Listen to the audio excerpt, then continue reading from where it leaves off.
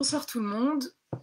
Alors, je vais vous laisser quelques minutes pour arriver gentiment pour cette visioconférence sur la thématique partir seul en PVT. Je vais attendre que vous soyez quelques dizaines et ensuite on va pouvoir commencer.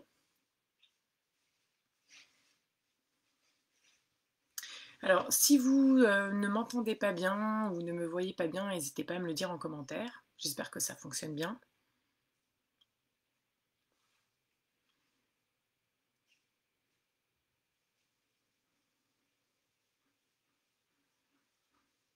Alors, le temps que vous me disiez si tout fonctionne bien, je vais vous indiquer un petit peu comment ça va se passer ce soir. Donc, déjà, moi je m'appelle Julie, je suis cofondatrice du site pvtis.net et j'ai fait un PVT en Australie il y a quelques années maintenant et je suis partie toute seule. Donc, c'est pour ça qu'on a eu cette idée de vous proposer cette visio, c'est qu'on sait que parmi vous, il y en a beaucoup qui vont partir tout seuls. Peut-être qu'il y en a qui ont des inquiétudes, des questionnements, etc. Donc, l'objectif de ce live ce soir, c'est d'essayer de répondre à un maximum de vos questions. Je vais aborder différents points et à la fin, vous pourrez me poser vos questions s'il y a des choses qui ne sont pas claires, puisque une fois que j'aurai déroulé un petit peu ma présentation, on passera aux questions-réponses. Vous pourrez les poser en commentaire de la vidéo et Annelise, donc ma collègue, va les sélectionner en fonction de leur ordre d'arrivée et de leur pertinence par rapport au sujet du soir et j'y répondrai à la fin. Pour ceux qui ne connaissent pas pvtis.net, on est un site d'information et d'entraide gratuit sur le programme Vacances-Travail, aussi bien en Australie qu'en Nouvelle-Zélande, au Canada, au Japon, etc. Et on propose pas mal d'informations sur le site et notamment un guide des PVTistes en Australie qui est gratuit en PDF et qui répond à beaucoup de vos questions sur l'expérience Visa Vacances-Travail en Australie. Et avant de commencer, je voulais vous préciser que toutes les semaines, généralement le jeudi ou le vendredi, on propose une story sur Instagram, sur notre compte PVTiste, pour vous tenir au courant de l'actualité liée au Covid-19, parce que d'une semaine à l'autre, ça peut beaucoup évoluer. Donc voilà, n'hésitez pas à nous suivre sur Instagram, comme ça vous aurez toutes les informations dès qu'on en aura, semaine après semaine et destination après destination. Alors merci à celles et ceux qui m'ont dit que c'était bon pour le son, je vais pouvoir commencer. Donc, quand on part seul en PVT, je ne sais pas parmi vous si c'est quelque chose qui vous fait peur ou pas, mais je vais quand même aborder dans un premier temps la peur de partir en solo, parce que moi-même, même si je suis ravie, plus que ravie d'être partie toute seule en Australie, le moment où je suis montée dans l'avion, je dois bien avouer que j'étais pas fière. Je me posais plein de questions. Pourquoi tu pars? T'as des amis ici? Est-ce que tu vas trouver un boulot? Est-ce que tu vas te retrouver toute seule? Pourquoi tu quittes tout ça? Enfin, vraiment, je me suis un peu insultée au moment de monter dans l'avion. Effectivement, les questionnements, pour certains, ça dure pendant des semaines avant le départ. Pour certains, comme moi, c'est vraiment le jour J.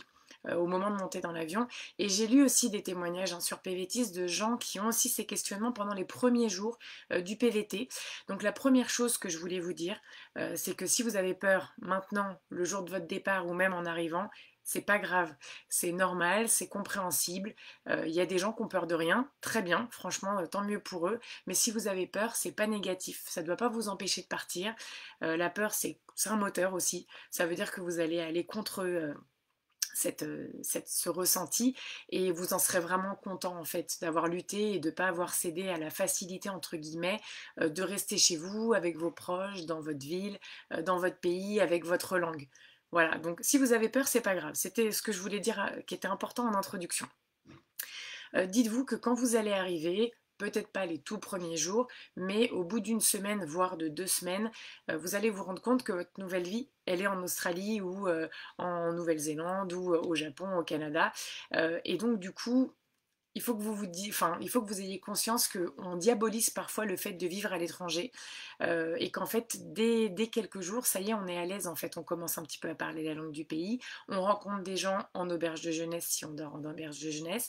Et en fait, c'est ça notre vie. Ça y est, on va à la banque, on prend le métro, on va dans un bar voir des amis, etc. Et ça y est, c'est lancé en fait.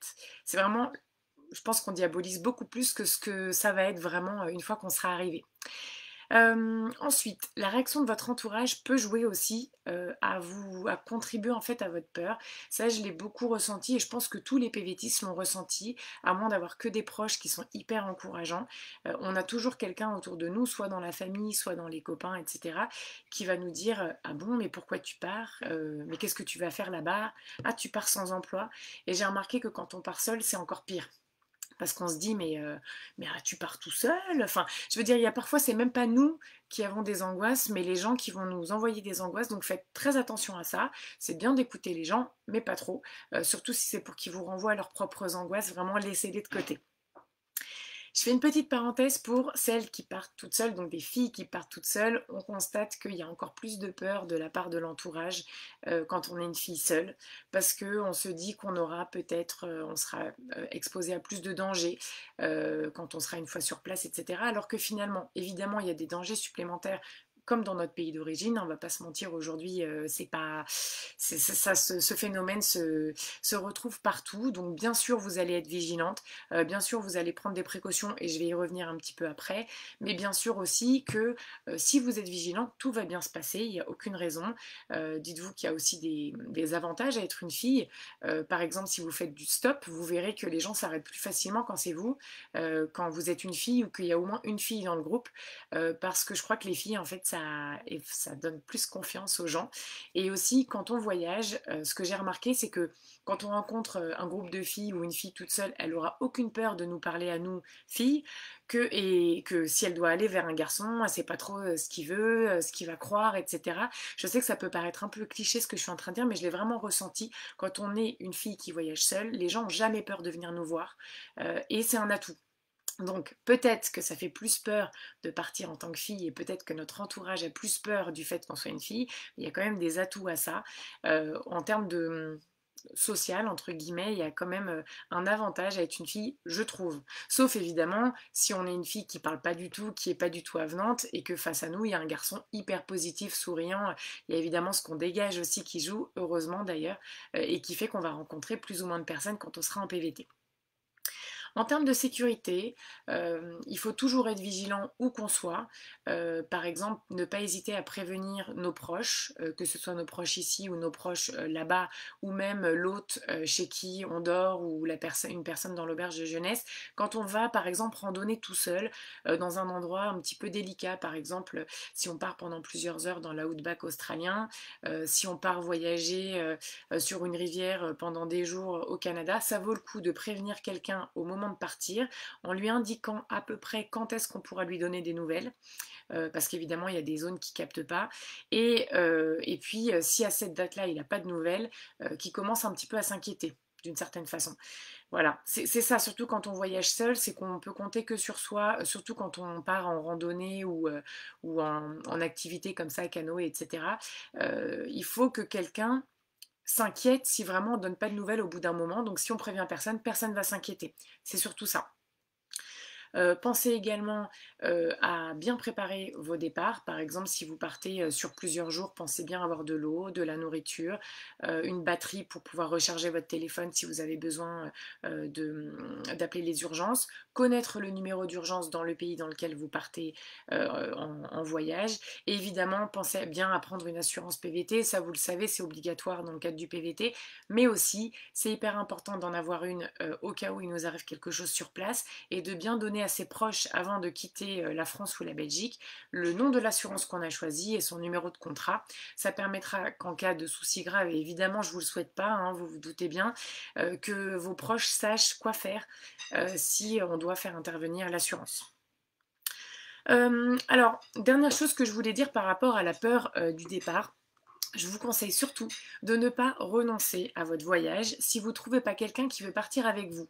Ce que j'ai noté en fait dans mon PowerPoint, c'est que on apprend toujours, tous autant qu'on est, à un moment donné de sa vie, que si on attend toujours que quelqu'un soit disponible pour faire quelque chose avec nous, il y a des choses qu'on fera rien, qu'on fera pas. Je veux dire, on peut rien faire ou il y a des choses qu'on fera jamais parce que tout le monde n'est pas disponible en même temps que nous, surtout pas pour un projet tel qu'un PVT. Hein. Tout le monde n'a pas envie de partir comme ça un an ou deux à l'étranger. Donc vraiment, si vous voyez que personne ne veut venir avec vous ou personne qui vous convient pour voyager avec, partez.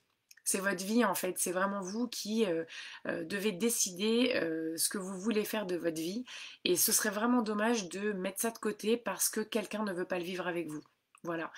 Euh, Là, c'est une petite parenthèse, mais j'ai déjà posé cette question ou eu cette discussion avec des couples parce que j'ai connu des gens qui sont partis en PVT sans leur conjoint, qui ne voulaient pas partir en PVT.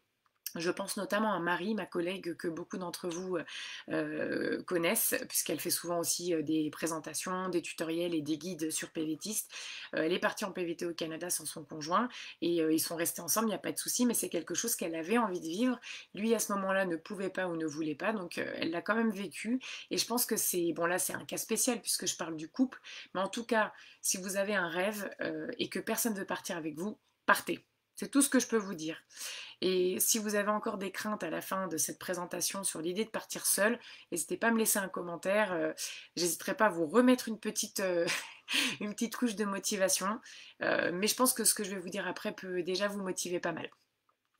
Si jamais vous décidez quand même de partir avec quelqu'un, je sais que la thématique du soir c'est partir seul en PVT, mais on ne peut pas vraiment aborder partir seul en PVT sans parler de partir avec quelqu'un. Si vous partez avec quelqu'un, que ce soit un inconnu rencontré sur un forum ou sur Facebook, ou alors quelqu'un que vous considérez comme un ami ou comme un pote, posez-vous des questions que j'ai listées. Est-ce que vous avez le même projet? Voilà, ça c'est la première chose importante. Est-ce que vous avez le même budget pour partir et est-ce que vous aurez peut-être le même budget en cours de PVT en fonction de votre train de vie par exemple? Parce que ça, la question du budget, vous pouvez être sûr qu'en partant à deux, à un moment donné, ça peut poser des problèmes. Quand on fait tout ensemble, s'il y en a un qui a de l'argent et l'autre qui n'en a pas, il y a quelque chose qui va mal se passer. Est-ce que vous avez les mêmes envies?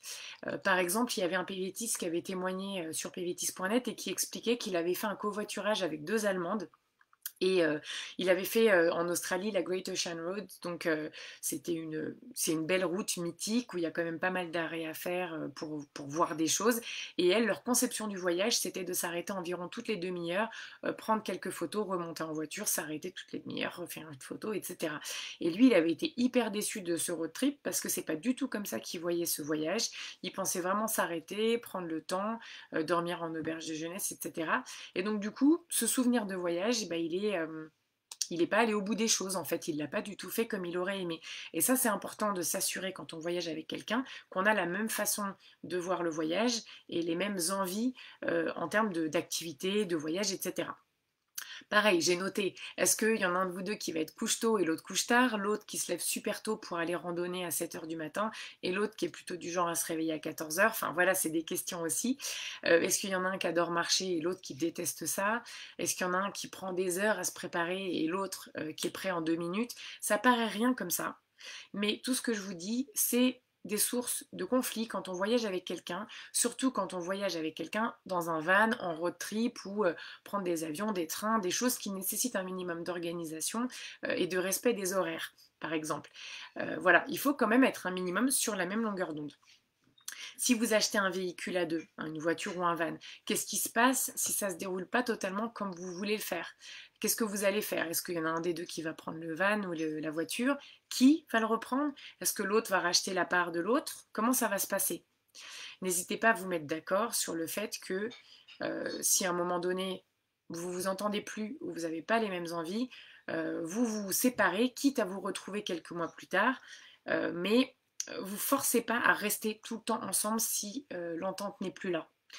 Ça peut vraiment vous gâcher un PVT en fait, d'être avec quelqu'un avec qui ça colle plus du tout ou pas du tout. Je dirais juste qu'on connaît jamais vraiment un ami ou un pote tant qu'on n'a pas vécu avec lui ou qu'on n'est pas parti en voyage avec lui.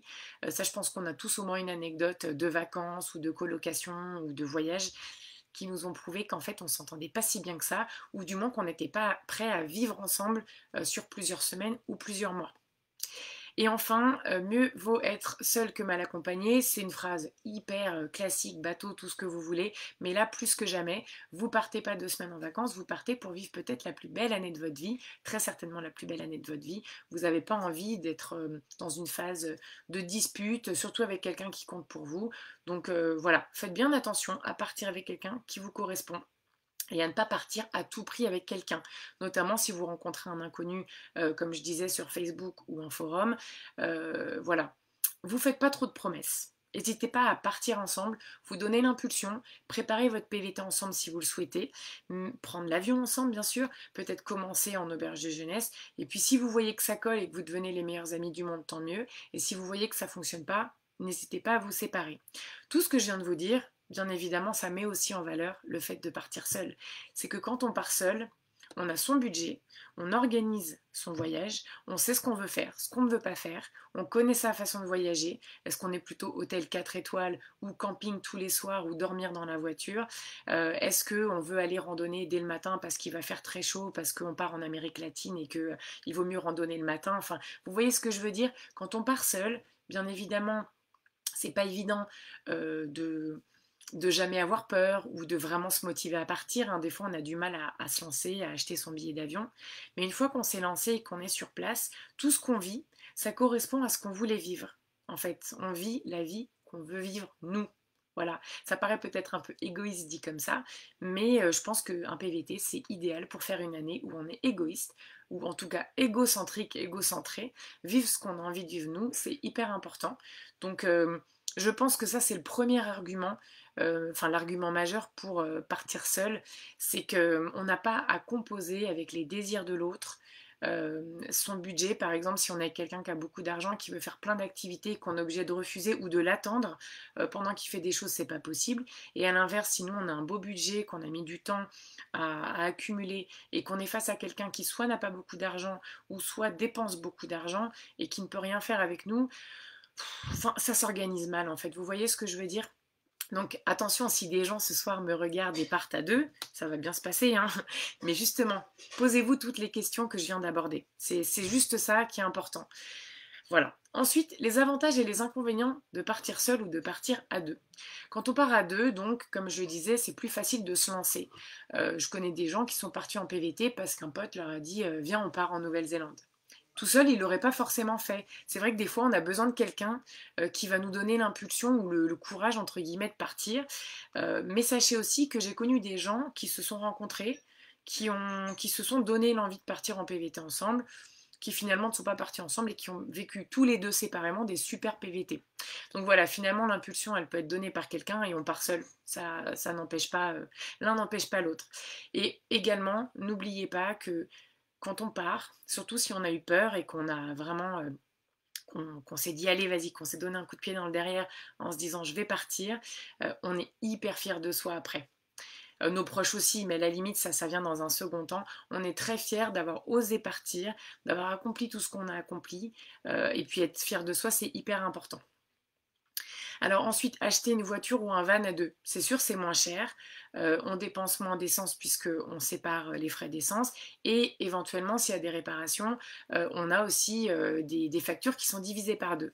Mais quand on est en solo, on organise tout par soi-même. On organise son voyage comme on veut au gré du vent. Par exemple, si on voulait rester 2 jours dans une ville, mais qu'on s'y sent super bien et qu'on trouve un boulot, eh ben on peut rester. Il n'y a pas quelqu'un d'autre qui a peut-être pas trouvé un boulot, qui n'aime pas cette ville. On peut rester vraiment, on fait ce qu'on veut. C'est ça qui est génial. Moi, c'est ce que j'ai le plus aimé pendant ce PVT. Je faisais ce que moi, j'avais envie. Et je ne sais pas où vous en êtes dans votre vie aujourd'hui, mais moi, quand je suis partie, j'avais besoin qu'on me foute la paix. Et franchement, partir seule, c'était la meilleure solution pour ça.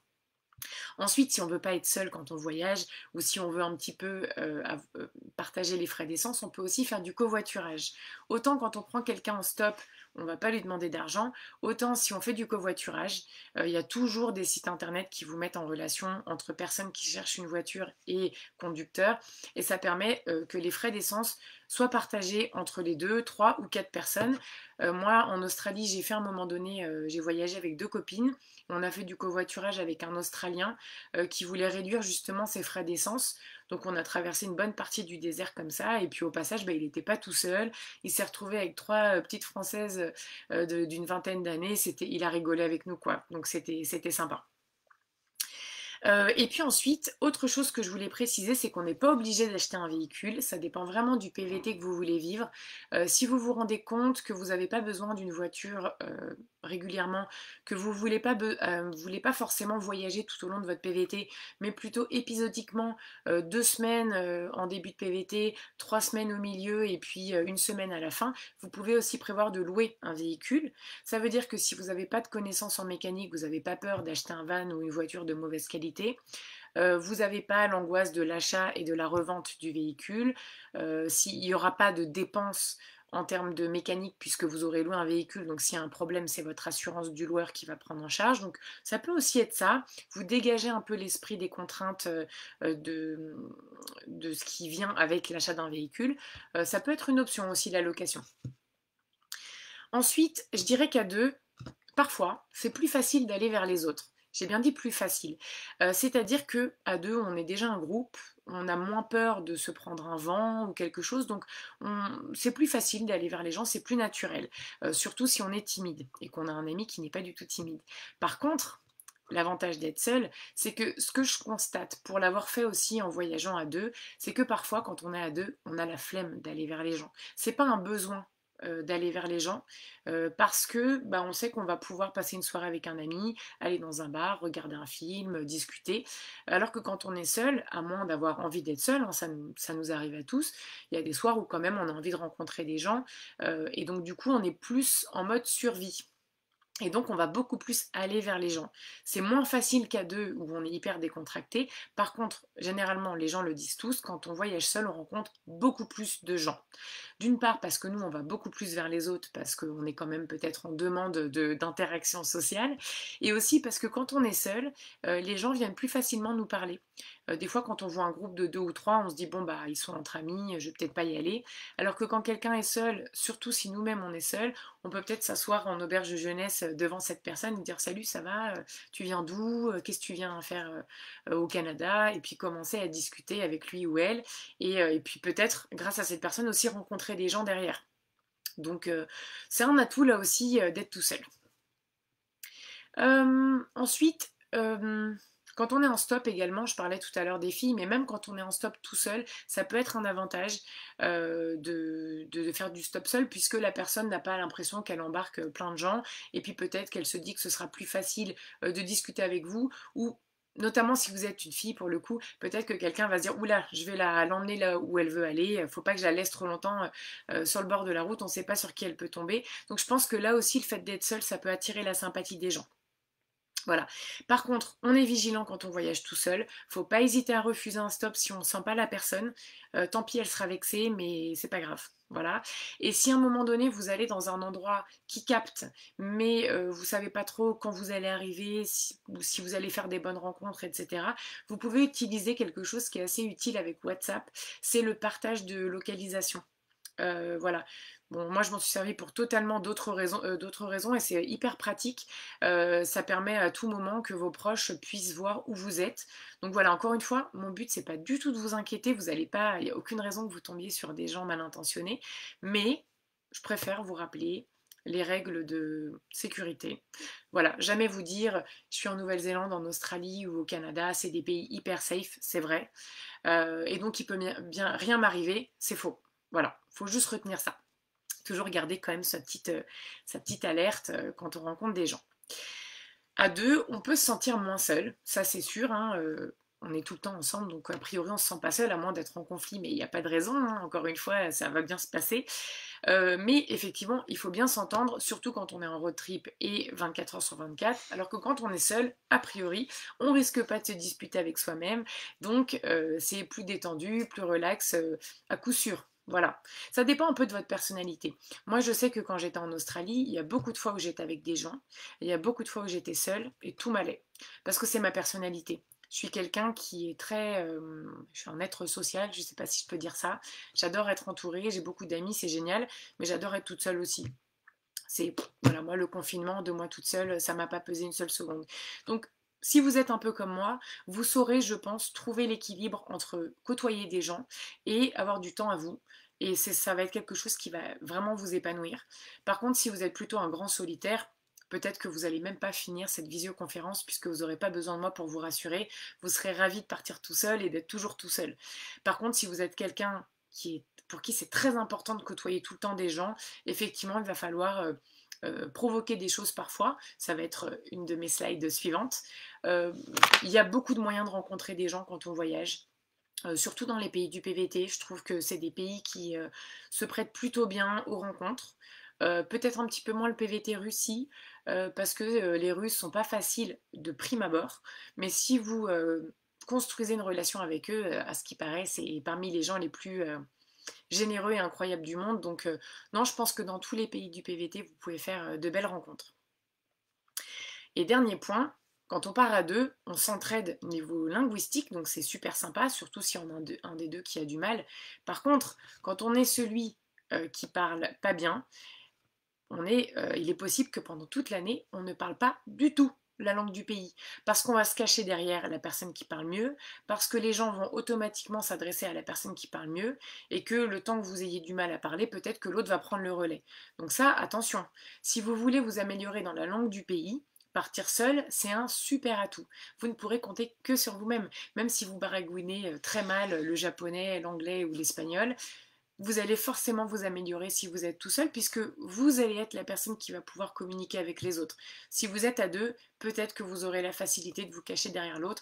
Ça, c'est un gros atout de partir seul. Ou alors, si vous partez à deux, essayez bien de vous laisser à chacun du temps de parole, et surtout ne pas vous dire que vaut mieux que je le laisse parler parce qu'il parle mieux. Tant pis si vous parlez mal. Plus vous allez parler, mieux vous allez parler. Ça, c'est scientifique, je ne sais pas si on peut dire ça, mais en tout cas, ça s'est vérifié au fil des années, des générations de PVTistes. Ensuite, comment ne pas se retrouver seul quand on part tout seul en PVT? Alors là aussi, j'ai noté un paquet de choses. L'auberge de jeunesse, bien sûr, quand vous allez arriver en PVT, ayez réservé une petite semaine d'auberge de jeunesse. Ça va vous permettre de rencontrer des gens, surtout si vous prenez une auberge de jeunesse qui est à taille humaine. Je me rappelle en Australie, mais je pense que c'est aussi le cas dans d'autres pays, enfin en Nouvelle-Zélande aussi, j'ai fait ça. Il y a des auberges de jeunesse que j'appelle usines, c'est des grands immeubles avec des dortoirs de 12, 14, 16, 20, jusqu'à 20, c'est horrible 20. Je l'ai fait en Nouvelle-Zélande, vraiment enfin, horrible non, mais en termes de discussion, il n'y a rien qui se passe, vraiment. Il faut plutôt choisir des auberges de jeunesse avec moins de dortoirs et des dortoirs moins grands, de 4, de 6 ou éventuellement de 8, et avec un petit espace cuisine convivial, voire avec un salon. Et là, ça permet que les gens se parlent. C'est vraiment ce que je vous recommande. N'hésitez pas à regarder un petit peu quand vous faites une réservation. Si vous voyez dortoir de 18, bon, peut-être que c'est pas cette auberge-là qu'il faut prendre si votre but c'est de parler aux autres. Ensuite, si vous allez justement en auberge, n'hésitez pas à accepter toute proposition de sortie dans un bar ou une sortie d'un groupe. Même si un soir vous avez un peu la flemme, vous êtes fatigué et que vous avez 2-3 personnes dans l'auberge qui vous proposent de sortir, dites oui. Parce que ça se trouve, dans ce bar-là, vous allez rencontrer des gens qui vont devenir vos amis, votre petite amie. On ne sait jamais en fait, ça se trouve, vous allez passer la soirée de votre vie. C'est assez important de refuser aucune soirée quand vous arrivez. Moi, quand je suis arrivée en PVT en Australie, j'avais un numéro de téléphone, c'était celui de la fille du patron de ma mère. Voilà. Elle était déjà en Australie, donc du coup, je l'ai appelée. Elle m'a dit, si tu peux me retrouver à mon appartement, je suis en colocation avec 2 copines et puis d'autres personnes. Et elle m'a dit, justement, ce soir, on sort. Et donc, ce soir, on sort. Donc, on était toutes les 4, elle et ses 2 copines et moi. Elle avait rencontré 2 jours auparavant 2 mecs à un arrêt de bus avec qui elle a sympathisé. Ils sont aussi venus ce soir-là, ça fait donc 6. Ces 2 Français avaient des amis qui connaissaient aussi de France. Alors là, il y a beaucoup de Français, hein, pardon, je vais y revenir après. Donc ces 3 Français sont venus et ils connaissaient encore une autre fille qui est arrivée. On était 10 et on s'est plus quittés pendant les 2 mois que j'ai passés à Sydney. Et encore aujourd'hui, ça fait plus de 10 ans que je suis rentrée, je les vois encore dans 3 semaines là. On se retrouve à Rennes pour un week-end un peu revival de Sydney, en gros. C'est pour vous dire que en une soirée, j'aurais pu avoir la flemme. Je veux dire, je suis arrivée à 7h du matin à Sydney ce jour-là, et le soir, sans dormir de la journée, je suis allée en soirée avec ces gens-là, et c'est devenu mes amis. Donc je regrette pas de pas m'être dit, oh là, je suis crevée, je vais dormir. Voilà, c'est le conseil, un des bons conseils que je peux vous donner. Ensuite, je fais une petite parenthèse. Là, j'ai parlé de beaucoup de français, mais j'étais en colocation avec que des non-français, que des non-francophones. Je me suis fait des potes en auberge de jeunesse qui étaient non-francophones aussi, ce qui fait qu'à Sydney, quand je suis mes 2 premiers mois en Australie, j'avais un bon équilibre entre mes potes francophones et mes potes non-francophones, ce qui m'a permis de beaucoup m'améliorer en anglais, de ne pas parler que français, mais aussi d'avoir mes potes français avec qui vraiment, en termes d'humour, de tout ça, j'étais vraiment sur la même longueur d'onde et je pouvais dire exactement ce que je voulais dire. Parce que je sais qu'on est beaucoup à pas vouloir côtoyer des francophones quand on arrive parce qu'on veut s'améliorer dans la langue du pays. Sachez qu'en côtoyer quelques-uns, ça ne vous empêche pas de pratiquer la langue du pays et que peut-être parmi eux, c'est des amis d'une vie en fait. Donc vous fermez pas de porte, si quelqu'un a l'air sympa, rencontrez-le. En plus, peut-être que lui, il est français ou française, mais qu'il va être en coloc avec 3 Allemands et 2 Anglais, et que vous allez faire des barbecues phénoménaux sur la plage avec ces personnes-là. Donc voilà, vous fermez pas de porte en termes de rencontres. Ensuite, vous pouvez envisager de vous loger en Airbnb quand vous allez arriver dans votre pays de PVT ou au cours de votre PVT. Mais dans ce cas-là, pour rencontrer du monde, le mieux c'est de louer une chambre dans un appartement et non l'appartement entier. Je sais que ce n'est pas le cas de tous les Airbnb, mais certains Airbnb prennent le temps de dîner avec vous, de parler avec vous, de vous parler de leur région, etc. Ça peut être une bonne façon aussi de rencontrer des gens. Autre chose, le couchsurfing. Peut-être que vous connaissez ce mot, c'est une interface qui met en relation des voyageurs avec des gens qui acceptent de loger gratuitement des voyageurs sur leur canapé. Ça aussi, c'est une bonne façon de rencontrer des gens quand on arrive dans une ville. Et en plus de ça, non seulement vous pourriez être logé gratuitement pendant quelques nuits, il ne faut pas exagérer sur la durée, mais en plus de ça, il y en a qui ne sont pas dans la possibilité de vous héberger. Par exemple, on peut soupçonner qu'en PVT à Hong Kong, les gens auront du mal à vous loger parce que les appartements sont très petits à Hong Kong. Par contre, il y en a qui proposent de vous montrer leur ville ou d'aller boire un café avec vous. Ça peut être une première rencontre qui va mener à d'autres rencontres, etc. Donc Couchsurfing, pour ça, c'est plutôt un réseau sympa. N'hésitez pas également à faire du bénévolat, hein, ça bien sûr, c'est même le cas ici, ça vous fait rencontrer du monde. Et vous avez aussi l'option du volontariat. Peut-être que vous connaissez déjà les réseaux Workaway, Help Exchange et Woofing. Ces 3 réseaux qui mettent en relation en fait des gens qui veulent faire du volontariat et des hôtes, donc des fermes, des familles, des petites structures qui ont besoin d'aide mais qui n'ont pas forcément les moyens d'embaucher des gens. Donc ils vont vous faire travailler 4 à 6 heures par jour, 5 jours par semaine et en échange, ils ne vont pas vous payer mais ils vont vous loger et vous nourrir. Donc ça, c'est une très bonne façon aussi de rencontrer des gens, surtout si vous faites un volontariat dans un endroit où il y a plusieurs jeunes. Par exemple, vous êtes dans une famille de 4 et il y a 5 jeunes en même temps que vous qui font du volontariat. Super ambiance garantie. À moins de tomber là aussi sur des gens pas sympas ou pas commodes, normalement vous allez vivre des trucs super. Parce que voilà, tout ce qui est volontariat ou même la cueillette de fruits et légumes, si vous bossez là-dedans en Nouvelle-Zélande ou en Australie principalement, mais ça peut être aussi le cas ailleurs, c'est hyper convivial, c'est que des jeunes, quasiment que des PVTistes, et donc c'est hyper bon enfant comme atmosphère. Bien sûr, n'oubliez pas de faire appel à la communauté des Français, des Belges ou des francophones de façon générale, peut-être des Canadiens, si parmi vous il y a des Canadiens qui m'écoutent ce soir. Si un jour vous avez un souci, si vous avez envie d'aller au ciné, de boire un café ou de boire un verre et qu'il n'y a personne parce que vous arrivez dans une ville où vous connaissez personne, n'hésitez pas à laisser un message, notamment sur les groupes Facebook. Je vois des gens faire ça de temps en temps et les gens leur répondent en fait. Donc voilà, n'hésitez pas à un moment donné à faire appel à notre communauté, la communauté des francophones, je veux dire, il y a des belles rencontres à faire, et puis si à un moment donné vous avez un peu le bourdon, vous êtes un petit peu seul, il y a forcément quelqu'un qui va vous répondre.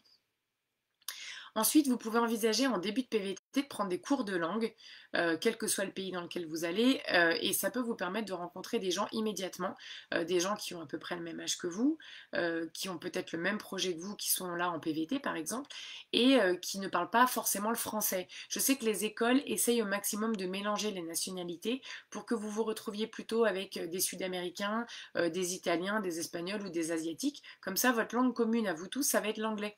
Quand vous allez sortir ensuite, parce que quand on prend des cours de langue, généralement après on va toujours boire des verres, etc. Vous allez tous parler en anglais. Pas forcément très bien, pas forcément avec un bon accent, mais vous allez quand même parler.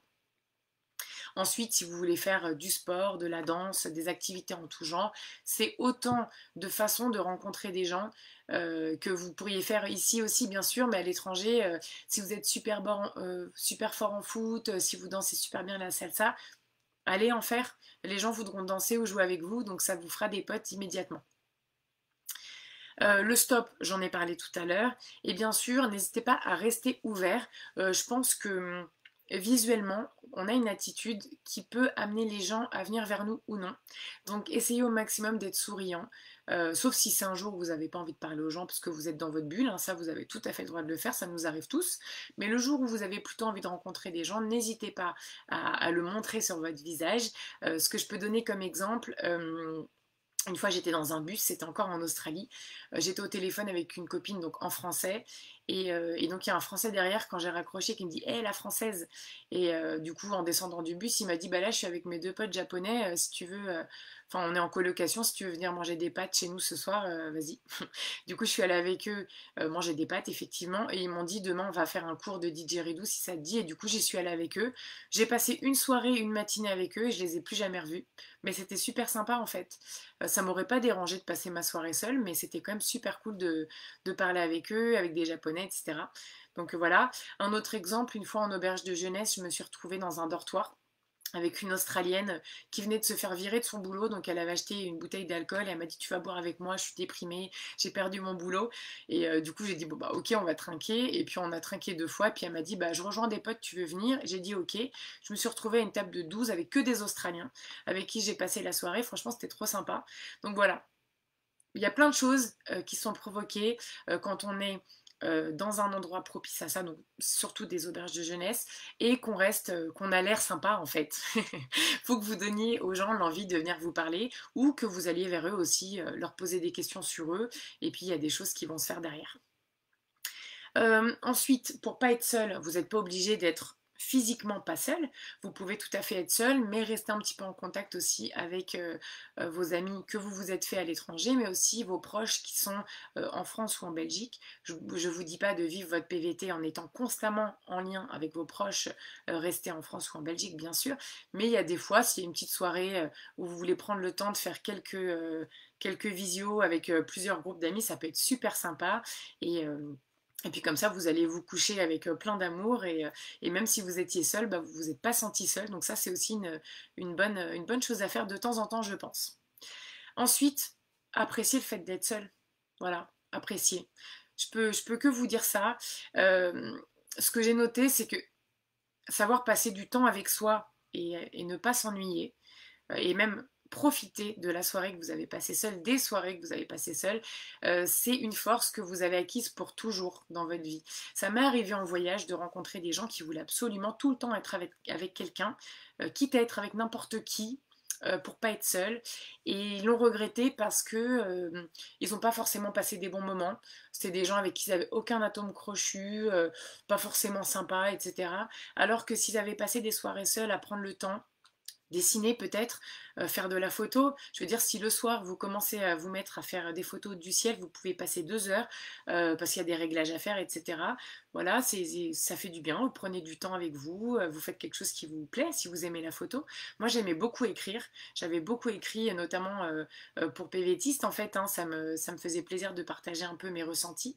Et notamment l'article que j'ai écrit qui s'appelle On a testé partir seul en PVT, que vous avez été beaucoup à commenter, beaucoup à aimer. D'ailleurs, je vous invite à le lire si vous voulez et à lire les commentaires qui ont été laissés depuis plusieurs années maintenant, parce que je l'ai écrit il y a longtemps, que de gens qui ont choisi de partir seuls. Et franchement, je pense que ça va, en complément de cette visio, ça va vraiment vous inspirer en fait de lire mon ressenti et ceux des autres. Et moi, j'ai adoré écrire, prendre le temps. J'ai pas de talent en dessin, donc j'ai écrit, mais chacun ses passions. Écouter de la musique, lire, il y a plein de choses à faire quand on est seul pour pas s'ennuyer, juste prendre le temps. Voilà, doucement. On n'est pas obligé d'être avec des gens pour passer des bons moments. Voilà. Si c'est quelque chose que vous ne savez pas faire aujourd'hui, peut-être que c'est une des choses que votre PVT va vous apprendre. Et comme ça, après, vous irez sans problème au ciné tout seul, au musée tout seul et même peut-être au resto tout seul. Ça, c'est pas facile. Moi, j'ai été amenée à le faire en faisant des déplacements pour des salons pour pvtis.net et j'avoue que les gens nous regardent très bizarrement quand on mange tout seul au restaurant. Et au début, j'avais un peu honte et maintenant, ça va mieux. En fait, non, j'ai pas raté ma vie parce que je mange seule au restaurant. Voilà, je m'en fiche quoi.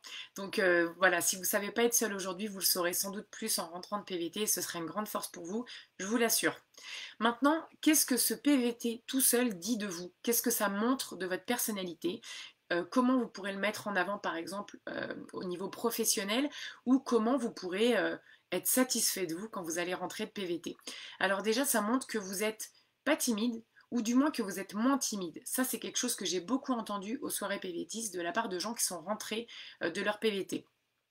Quand on rentre d'un PVT, quand on était timide avant, on l'est beaucoup moins quand on rentre. On a été obligé en fait de parler aux gens, c'est de répondre à des questions, donc c'est hyper enrichissant en termes de... On est beaucoup plus à l'aise quand on rentre, je trouve. Ensuite, ça montre que vous avez des qualités d'organisation. Organiser un PVT, organiser peut-être un road trip avec tout ce que ça peut avoir comme aléa, comme contrainte, comme panne, etc. C'est des qualités d'organisation, quoi qu'on en dise. Ou si vous faites un voyage à vélo, si vous faites un voyage en roller, à pied, que sais-je, c'est forcément des qualités d'organisation. Vous êtes quelqu'un d'audacieux. Par exemple, vous avez décidé de partir à l'étranger pour vous améliorer dans une langue. Vous vous êtes dit, je parle pas assez bien anglais, je vais partir en PVT au Canada, côté anglophone, et je vais apprendre l'anglais. C'est quand même quelque chose qui montre que vous n'avez pas les deux pieds dans le même sabot et que quand il faut faire quelque chose, vous le faites. Vous avez réussi à quitter un peu votre confort pour voilà, enrichir votre CV, vous améliorer dans une langue, c'est forcément positif. Vous êtes ouvert aux autres, vous êtes quelqu'un de curieux, vous vous intéressez à l'extérieur, c'est forcément une richesse. Vous êtes débrouillard, bien évidemment, parce qu'en PVT, on a tous au moins une galère, plus ou moins importante, mais forcément, il nous arrive des choses, on se retrouve dans des situations un peu compliquées, et en fait, on se rend compte qu'on arrive à le faire. Donc on peut montrer qu'on est débrouillard, et on se prouve à soi qu'on est débrouillard. J'ai déjà entendu des gens me dire... je crois que mes proches, ils pensent que je suis pas capable de partir seule en PVT. Et alors on ne vit pas son PVT pour prouver des choses aux autres, mais comme les autres arrivent à nous mettre des doutes, on peut se prouver à soi-même qu'ils avaient tort. Voilà. On a aussi une bonne gestion d'un budget. Partir un an sans avoir un boulot en amont, donc ça nécessite un budget, de gérer ce budget pour ne pas avoir à rentrer un mois plus tard. Ça nécessite de savoir travailler au bon moment, surtout je parle pour les PVTistes qui décident d'alterner vacances et travail, puisque bien sûr si vous faites un PVT uniquement axé sur le travail, vous aurez peut-être moins la question du budget. Au début oui, mais une fois que vous aurez un boulot, c'est sûr que la question se posera moins, mais c'est quand même quelque chose que vous pouvez mettre en avant. Et enfin, une capacité d'adaptation. Vous n'avez pas hésité à prendre différents boulots. Quand vous aviez besoin d'argent, vous avez été livreur Uber, vous avez lavé des voitures, vous avez travaillé dans un centre d'appel, vous avez été prof de français, vous avez fait plein de choses dans plein de domaines. Donc, vous vous êtes adapté à la situation, vous aviez besoin d'argent, vous avez travaillé. Vous êtes aussi quelqu'un qui fait preuve d'humilité, puisque peut-être que vous avez un master en je ne sais pas quoi, mais que vous n'avez pas hésité à ramasser des melons et à faire de la vente par téléphone ou qu'est-ce que je peux donner comme autre exemple, je ne sais pas quel autre boulot peut paraître un petit peu ingrat entre guillemets, hein, je dis bien entre guillemets, quand on a fait un master en psychologie ou en marketing par exemple, bah vous n'avez pas hésité à faire d'autres boulots que le vôtre parce que non, vous ne pensez pas que vous valez mieux. Vous savez que vous êtes allé dans un pays étranger où vous connaissez personne, donc vous savez qu'il fallait commencer au bas de l'échelle entre guillemets et surtout que il fallait prendre tous les boulots qui se proposaient à vous. Voilà, tout ça c'est des choses que vous allez pouvoir mettre en avant, notamment un entretien. Voilà, moi quand je suis rentrée d'Australie, donc j'avais fait PVT au Canada et ensuite en Australie, et j'avais postulé comme assistante d'architecte. Bon, et on m'a posé des questions sur l'Australie. Ah mais vous avez fait quoi? J'ai ramassé des melons. J'étais très fière de le dire. C'est quelque chose que j'ai beaucoup aimé faire. Et puis voilà, il fallait que je gagne de l'argent, je l'ai fait. Voilà, soyez fiers de vous, il n'y a pas de souci avec ça.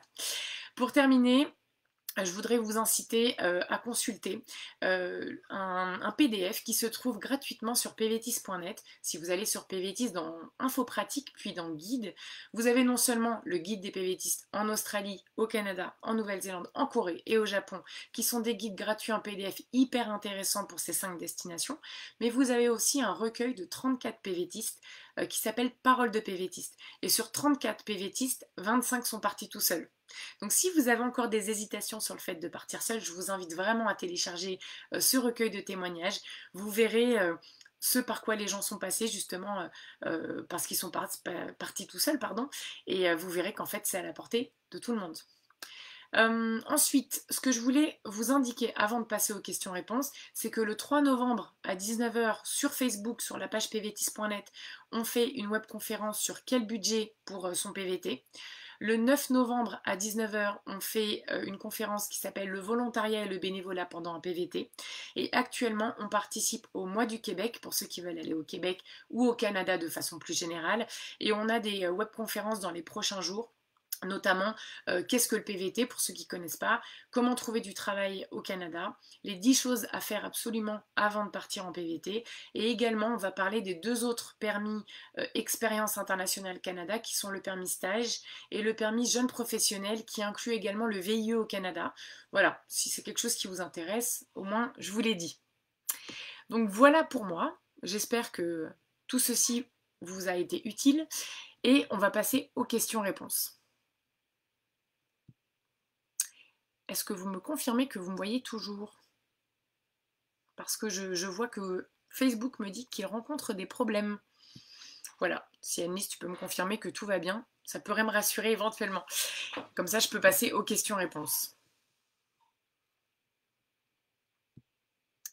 J'attends de voir.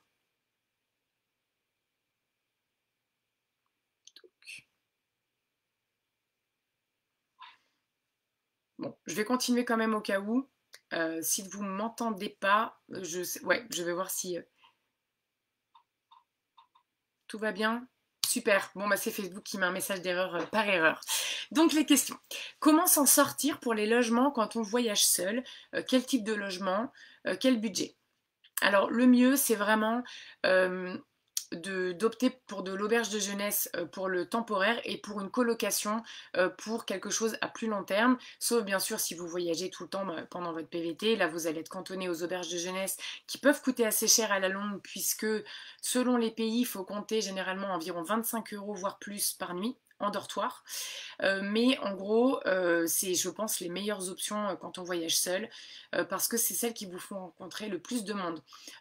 Parfois, on me dit, je vais arriver en PVT, toute seule, et je vais rester une semaine en Airbnb, j'ai loué un logement complet. Ça m'angoisse, moi.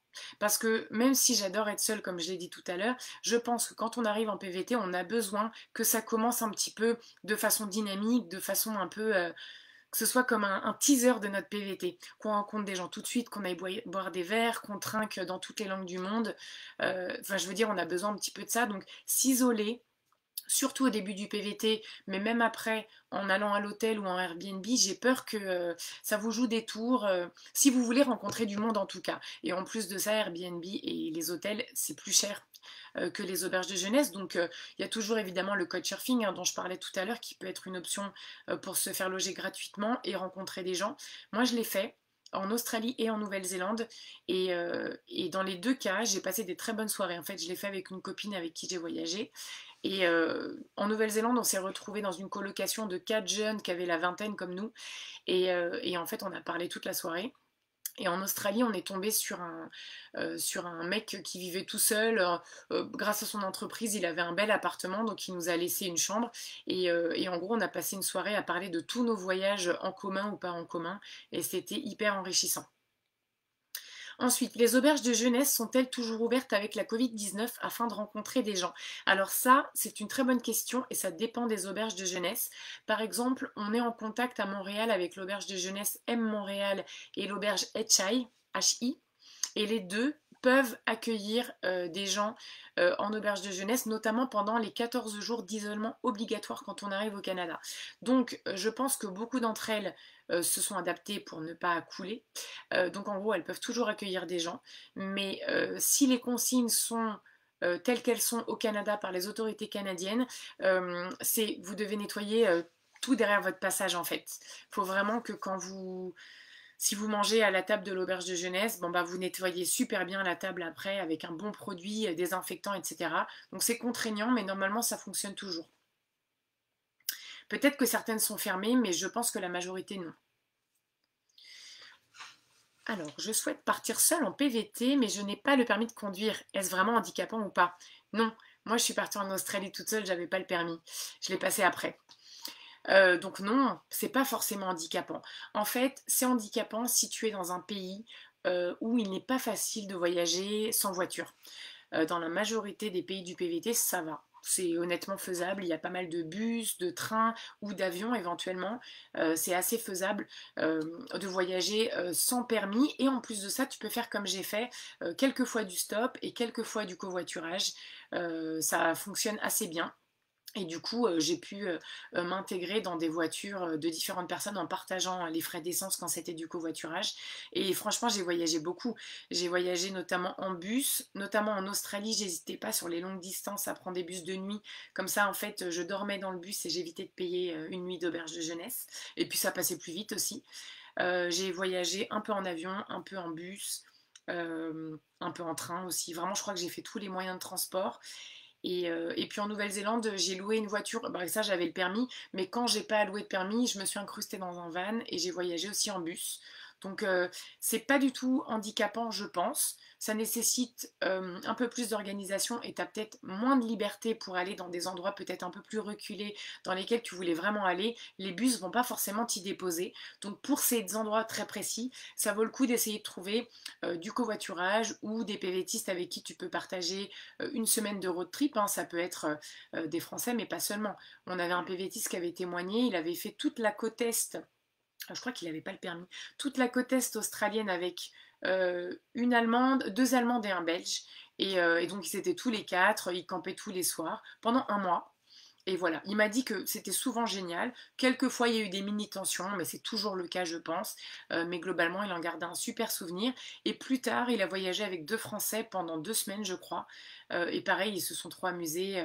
Donc, tu peux trouver des travel mates, enfin là, des compagnons de voyage. Et à côté de ça, quand tu voyages toute seule, passer par les transports en commun. Est-ce qu'il y a des retours de filles parties seules au Brésil? Alors, moi non.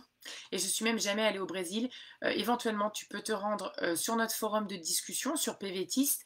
On a un forum par pays, voir si des gens en ont parlé. Et on a également un groupe Facebook qui s'appelle PVTist/Français au Brésil. Ça discute pas mal, donc n'hésite pas à faire une recherche seule au féminin. Et puis si tu vois qu'il n'y a pas eu cette discussion, peut-être poser la question dans le groupe et voir ce que ça dit. Penses-tu que rencontrer des gens peut permettre de trouver un emploi? Oui, ça peut. Ça peut parce que moi-même, ça m'a servi. Alors, je vais donner l'exemple du PVT au Canada. Soit ça m'a servi, soit j'ai aidé des gens plutôt. Quand j'étais en PVT au Canada, j'avais un groupe de potes français aussi quand j'étais à Toronto. Et j'ai trouvé un boulot comme réceptionniste dans un ministère. Donc c'était un boulot plutôt tranquille, trouvé via une agence d'intérim. Et en fait, quand je suis rentrée en France, il y a une copine qui m'a dit je peux peut-être postuler à ton poste. Et j'ai dit bah écoute, je vais en parler demain. Donc du coup, j'ai dit à ma boss que j'avais une copine qui était intéressée par le poste. Elle ne l'a même pas vue. Elle m'a dit si tu me la recommandes, elle est prise. Ça, c'est à la canadienne, hein. Le réseau, c'est incroyable. Il y a beaucoup de postes qui ne sont pas diffusés au Canada. 70 à 80% des offres d'emploi ne sont pas diffusées. C'est que en interne ou au réseau. Donc bien sûr, rencontrer des gens, ça peut mener à des embauches, surtout au Canada, mais aussi en Nouvelle-Zélande. Ils parlent aussi de 70% de marché du travail caché. Et aussi en Australie, c'est certain. Et je suis persuadée ailleurs aussi. Si vous allez au Japon, en Corée, etc., et que vous rencontrez des gens quand vous arrivez, peut-être qu'ils connaissent des gens qui recrutent. Faut pas hésiter. Enfin, peut-être que là où c'est plus dur, c'est en Amérique latine. Parce que c'est déjà pas forcément simple de trouver du travail. Parce que comment dire, ils recrutent de préférence peut-être des locaux d'abord. Nous, on est un peu les PVTistes riches qui arrivent, donc on a moins la priorité sur les postes, et en plus de ça, on ne gagne pas forcément très très bien sa vie, donc il y a beaucoup de gens qui optent plutôt pour du volontariat. Alors que dans les autres pays du PVT, on est les petits PVTistes qui sont prêts à faire tous les petits boulots. Vous voyez, c'est l'Amérique latine, c'est dans le monde du PVT, c'est un petit peu différent, on n'a pas le même statut. Alors qu'ailleurs, effectivement, on est prêt à tout faire, donc il suffit que quelqu'un nous rencarde sur un boulot, et effectivement, on peut avoir des opportunités. Ça fait pas tout. Bien sûr, il va falloir quand même postuler, faire un CV, etc. Mais ça peut bien sûr ouvrir des portes. Moi, j'avais postulé dans une boîte pour distribuer des flyers à Sydney. Pendant l'entretien en commun, j'ai rencontré une PVTiste belge qui m'a dit écoute, tu sais, moi je vais faire ça pendant 2-3 jours parce que moi dans une semaine je quitte Sydney. D'ailleurs, j'ai un boulot dans un solarium, est-ce que tu le veux? Parce qu'on s'est bien entendu. Et donc, du coup, elle m'a mis en relation avec son patron. J'ai eu le boulot parce que tout le monde pouvait faire le boulot que je faisais dans ce solarium, c'était du ménage. Et quand je suis partie, c'est une PVTiste française, pardon. J'avais mis une petite annonce sur PVTiste et elle avait répondu et je lui ai dit bah ok viens. Et mon patron pareil, il l'a prise parce que il s'en fichait un peu en fait, du moment qu'il y avait un contact plutôt bon. Donc je l'ai formé. Je lui ai expliqué ce qu'il fallait faire pour le boulot et c'est parti. Ça se trouve après nous, il y a eu d'autres PVTistes, je sais pas. Donc bien sûr, pensez bien nos réseaux. Alors, une petite question. Savez-vous si le port et l'utilisation d'armes de défense, spray aérosol, taser, sont autorisés dans les pays suivants? Australie, Nouvelle-Zélande, Canada. Alors, c'est une bonne question. Je ne sais pas. Déjà en France, je ne sais même pas si on a le droit. Spray aérosol, je crois pas, et taser non plus en réalité. Je dirais que c'est la même chose. Ce que tu peux vérifier dans un premier temps, c'est regarder si tu as le droit de l'emmener dans ce pays-là en allant sur le site des douanes. Donc au Canada, tu peux chercher douane et Australie-Nouvelle-Zélande, tu peux chercher border. Les borders, voir ce que tu as droit, les border restrictions, si tu mets ça, je pense que tu vas tomber dessus. Après, sinon, peut-être que sur place, tu peux t'en procurer. Je me dis que si tu poses cette question, c'est peut-être si tu crains d'être agressé. Il me semble qu'en France, par exemple, si tu te fais agresser et que tu sors un spray aérosol, enfin, ouais, je sais plus comment ça s'appelle, peut-être que ça pourrait être reproché. Donc, je t'avoue que j'ai pas trop la réponse à ta question. Ça vaudrait le coup de faire une recherche sur Google. Là, Google sera sans doute un meilleur allié que moi.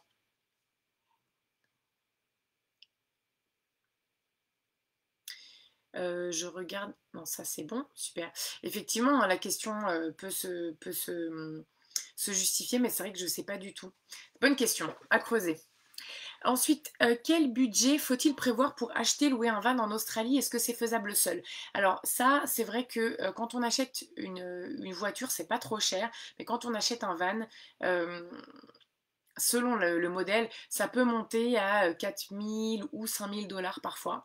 En Nouvelle-Zélande, c'est à peu près la même chose, sauf si on achète un van un peu petit on voit pas trop que c'est un van, on peut pas vraiment s'asseoir dedans, etc.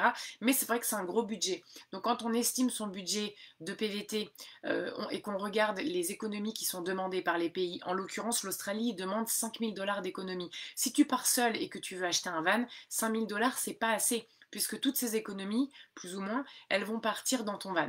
Donc il faudra que tu prévois facilement le double. Donc c'est faisable, mais il faut avoir de l'argent, soit parce que tu as mis de l'argent de côté depuis quelques mois, soit parce que tu arrives à profiter de la période là, qui t'empêche de partir pour mettre de l'argent de côté. C'est ça. Comment faire pour trouver un logement quand on part seul en PVT? Alors ça, j'ai plus ou moins répondu. Je pense que la personne qui a posé cette question a eu ensuite des réponses. Il ne faut pas hésiter à regarder sur les sites de petites annonces. Parfois, dans les auberges de jeunesse, il y a des offres aussi. Dans les groupes Facebook, vous pouvez trouver des annonces également. On a des dossiers sur pvtis.net pays par pays.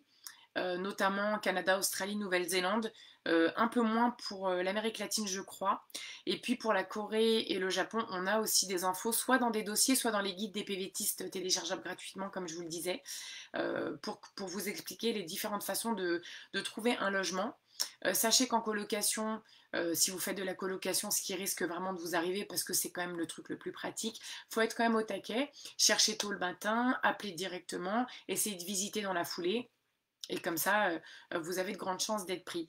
Je vous dis ça parce que j'ai des souvenirs en Australie de colocation. En fait, le propriétaire, il s'en fiche de qui va intégrer sa colocation. Et en l'occurrence, dans ma colocation en Australie, c'est pas les colocataires qui choisissaient le nouveau colocataire, c'était le propriétaire en fait, premier arrivé, premier servi. Donc il faut juste être proactif et comme ça on trouve un logement, il n'y a pas de souci. Est-ce que c'est safe les auberges de jeunesse? J'ai jamais testé mais ça me rassure pas trop. Alors oui, euh, déjà il y a plusieurs choses à savoir. N'hésitez pas à choisir les auberges de jeunesse un peu à taille humaine, comme je vous disais tout à l'heure, un peu moins usine que d'autres. Deuxièmement, vous pouvez choisir des dortoirs spécifiquement réservés aux filles ou spécifiquement réservés aux garçons. Si vous êtes une fille et que vous avez envie d'être tranquille entre filles, vous pouvez choisir généralement dans la majorité des auberges des dortoirs spécialement dédiés aux filles. Également, vous avez pas mal d'auberges de jeunesse, mais c'est pas le cas de toutes, qui ont des lockers, comment on appelle ça, des casiers qui sont soit sous votre lit, soit à côté. Et si vous amenez un cadenas, vous pourrez mettre toutes vos affaires dedans et fermer au cadenas. J'avoue que moi, je préfère vraiment ce genre d'auberge parce que si j'ai un ordinateur et un appareil photo, j'ai pas envie pendant la nuit de m'inquiéter de ce que ça va devenir. Et surtout, quand je vais me balader, j'ai pas envie d'avoir à chaque fois mon ordinateur et mon appareil photo. Donc ça peut être bien. Après, en termes de sécurité, pas pour les affaires, mais pour soi, honnêtement, oui, c'est plutôt safe. Enfin, moi, j'ai jamais eu de mauvaises expériences. Peut-être ne pas hésiter à regarder les critiques que vous pouvez voir sur des sites tels que hostel.com ou hostelworld, un truc comme ça. Si vous voyez que l'auberge, elle a 2 sur 5, c'est horrible, il y a du bruit tout le temps, je me sens pas sentie en sécurité, le quartier est pourri, peut-être pas aller dans celle-là. Et puis si vous voyez que ça a plutôt une bonne note, 8 sur 10, etc., bon bah c'est plutôt bon signe, mais ça devrait pas t'inquiéter. Et surtout, c'est assez sympa. Moi j'aime bien même les dortoirs. Éventuellement, il faut prévoir des boules caisses s'il y a un ronfleur ou une ronfleuse dans le dortoir. Mais ça a une ambiance un petit peu grosse colocation, en sachant que l'ambiance dans les auberges n'est pas toujours la même. Des fois, c'est hyper bonne ambiance. Euh, avec des soirées quasiment tous les soirs, enfin en tout cas des gens qui jouent aux cartes, qui jouent comment on appelle ça, au poker, qui boivent des coups, etc. Quand d'autres vont être un petit peu plus pépères, là aussi, avec les commentaires que vous lisez sur internet, vous pourriez trouver une auberge qui vous correspond. Moi, quand je suis arrivée à Auckland il y a 2 ans, je suis allée dans une auberge dont évidemment je ne me rappelle pas le nom, qui avait un grand salon avec des guitares, etc., avec un grand jardin. C'était pas hyper les gens se parlaient pas énormément, un petit peu. Mais moi, j'ai bien aimé cet endroit parce que c'était calme et à ce moment-là, c'est ce dont j'avais envie. Et j'avais des copains qui vivaient dans une autre auberge de jeunesse. Et qui pour le coup, alors là c'était la fête, si tu voulais dormir c'était compliqué, par contre ils se sont fait des super potes. Donc voilà, ça dépend aussi de ce que tu recherches. Alors, je vois qu'il y a d'autres questions qui sont un peu moins dans la thématique. Je vais quand même regarder. Bonsoir, est-ce qu'il est indispensable de s'inscrire au consulat des pays en arrivant? Alors non, c'est pas obligatoire de s'inscrire au consulat, mais c'est vivement recommandé. Quand on voyage de façon générale, il est recommandé de s'inscrire sur le site Ariane, le fil d'Ariane, qui permet d'être en relation avec les autorités françaises si jamais il y a des soucis, ou alors au consulat de Belgique s'il y a des Belges parmi vous ce soir. Par contre, vous pouvez, une fois que vous êtes en PVT, vous inscrire plus précisément sur le registre des Français établis hors de France, ce qui vous permettra d'être plus facilement aidé si vous perdez vos papiers, notamment votre passeport, et également de voter s'il y a des élections en France pendant que vous êtes à l'étranger. Vous pourrez aller voter en personne au consulat, sinon vous allez devoir donner procuration à quelqu'un resté en France ou en Belgique d'ailleurs, pour qu'il vote à votre place. Voilà, mais c'est vrai que ça peut être vraiment intéressant de s'inscrire sur ce registre. Voilà, pas forcément si on est tout seul, mais ouais, de façon générale, c'est plutôt intéressant. Savez-vous si l'extension pour le PVT Canada sera encore possible début 2021? Alors, a priori oui, hein, tant que les frontières vont pas rouvrir, je pense que le Canada va maintenir la façon dont il fonctionne aujourd'hui, c'est-à-dire ne pas vous condamner à perdre votre PVT, mais à pouvoir prolonger votre lettre d'introduction. Après, si les frontières rouvrent, a priori non. Donc voilà. Donc, comment trouver efficacement un travail à l'étranger? Là, c'est vrai qu'on est un petit peu hors sujet.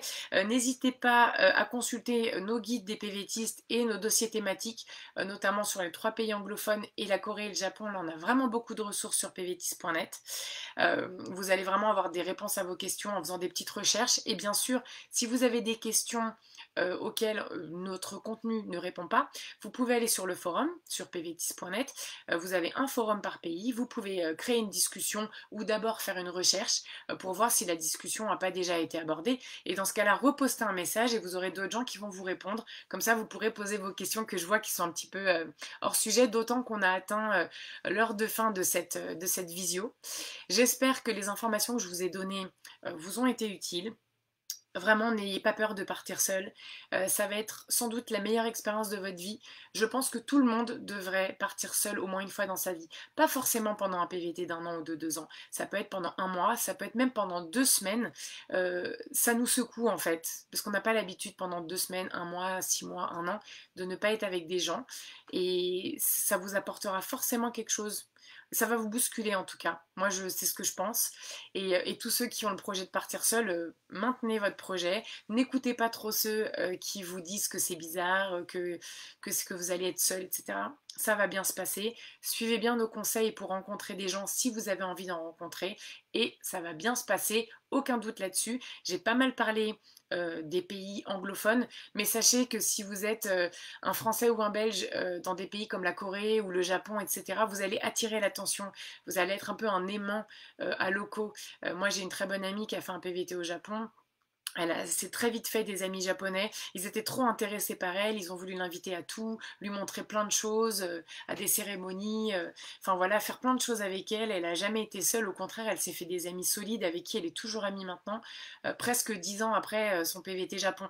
Donc voilà, même si je me suis axée plutôt sur les autres, sachez que c'est le cas partout. Et en Amérique latine, bon bah, les Sud-Américains, pas tous, mais en tout cas, notamment l'Argentine et l'Uruguay, j'entends toujours que c'est des gens qui sont hyper sociables. Les Argentins nous adorent, etc. Vous allez toujours rencontrer des gens ou essayer de rencontrer des gens qui ont votre âge et qui du coup vont un minimum s'intéresser à vous, c'est sûr. Surtout si vous faites l'effort d'aller vers eux, de vous intéresser à eux, de parler leur langue aussi. Donc ça va être une expérience très très enrichissante pour vous, vraiment. Donc là, je vais terminer, mais je vous souhaite un bon PVT à tous.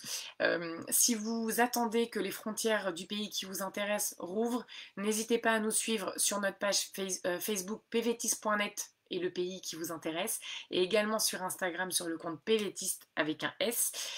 Ça vous permettra de suivre notre point Covid-19 qu'on fait une fois par semaine et dans lequel on récapitule les informations, l'actualité des derniers jours. Voilà, bon courage pour l'attente.